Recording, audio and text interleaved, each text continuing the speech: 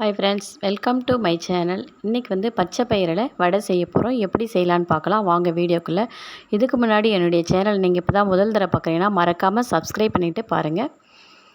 நான் வந்து 200 கிராம் பச்சை பயிறு எடுத்து நைட்டே ஊற வச்சுருக்கேங்க. காலையில் நீங்கள் வடை செய்கிறீங்கன்னா நைட்டு ஊற வச்சுருங்க. ஈவினிங் அது மாதிரி ஸ்நாக்ஸ்னால் காலையில் ஊற வச்சுக்கோங்க.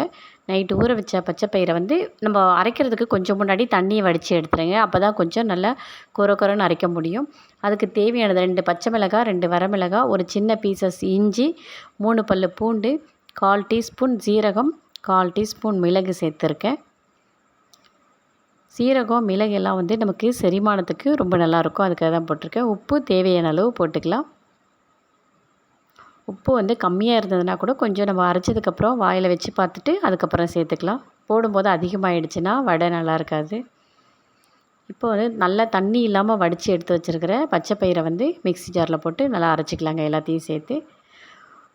உங்கள்கிட்ட இஞ்சி பூண்டு பேஸ்ட் இருந்ததுன்னா அதை கூட நீங்கள் மிக்ஸ் பண்ணிக்கலாம். ஒருவேளை இஞ்சி இல்லை நம்மக்கிட்ட பேஸ்ட்டு தான் இருக்குதுன்னா அதை ஒரு ஸ்பூன் எடுத்து நீங்கள் போட்டுக்கலாங்க. இப்போ நான் போடுறது வந்து அரிசி மாவு 1 ஸ்பூன் போட்டிருக்கேன்.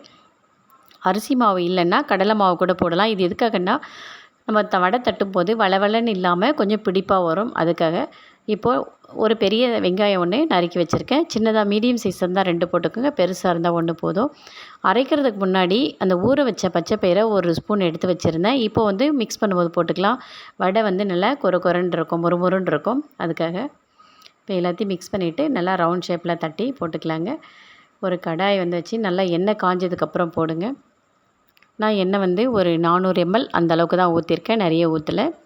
நிறைய ஊற்றினாலும் பரவாயில்ல, இது கரெக்டான அளவாக இருக்குன்றதுக்காக இந்த தவாவில் ஊற்றிருக்கேன். ஒரு 5லேருந்து 6 வடை கிட்ட இதில் நம்ம போடலாம். இந்த பச்சை பயிறு வந்து நல்ல ப்ரோட்டீன் கண்டென்ட் இருக்குது, சுகருக்கும் நல்லது, நம்ம ஹெல்த்துக்கும் ரொம்ப நல்லதுங்க. இதை ஈவினிங் டீ கூட ஸ்நாக்ஸ் மாதிரியும் நம்ம வந்து செஞ்சு கொடுக்கலாம் பிள்ளைங்களுக்கு.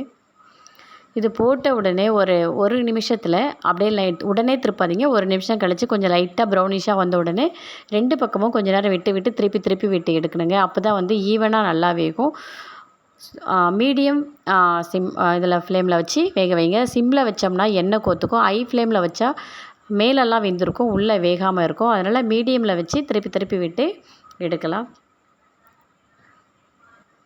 இந்த வடை வந்து உண்மையிலே சூடாக சாப்பிடும்போது ரொம்ப நல்லா டேஸ்ட்டாக இருந்ததுங்க.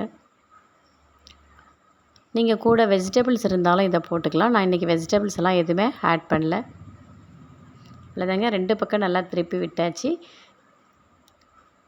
வடை அந்த எண்ணெய் வந்து சவுண்ட் அடங்கினதுக்கப்புறம் வடை வந்து எடுத்துடலாம்.